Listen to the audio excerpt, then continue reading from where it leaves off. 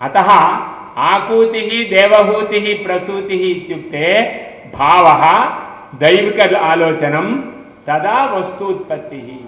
ఒక వస్తువు అనేది సహజంగా ఉత్పత్తి అనే జరుగుతుంది, కానీ మనము ఈ వరుస క్రమంలో ఆలోచిస్తామనే విషయాన్ని ఋషులు ఎప్పుడో చెప్పారు. అతః ఆకూతిః దేవహూతిః ప్రసూతిః ఇది భవతి. ఇదానీం సా దేవహూతిః, దేవహూతి అనేటువంటిది ఒక భావం. ఆ భావం ఏం చేసిందంటే కర్దమ ప్రజాపతిని ప్రార్థించింది. 9 మంది పిల్లలు, మైత్రి వాళ్ళ పేర్లు నిన్న మీరు చదువుకున్నారు.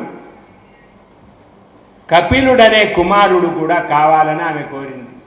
ఒక్క కుమారుడు, జ్ఞాన ప్రసాదకుడైన కుమారుడు కావాలి అంటే ఆ కుమారుణ్ణి ప్రసాదన చేశాడు కర్దముడు. అంటే నీడను బట్టి ఆలోచన మారుతుంది. ఇప్పుడు ఈ జగత్తంతా నీడ ప్రపంచమే. ఇది నీడనేనా కదా? దీంట్లో అంతా నీడే. నీడ అంటే ఇది కూడా నీడ.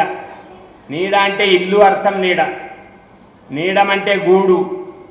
కాబట్టి ఈ విశ్వం ఎత్ర భవత్ ఏకనీడం, ఎత్ర విశ్వం భవతి ఏకనీడం అంటున్నాం. ఈ విశ్వమంతా ఏకనీడంగా మారుతోంది. ఈ విషయాన్ని చెప్పాడు కపిలుడు తల్లికి.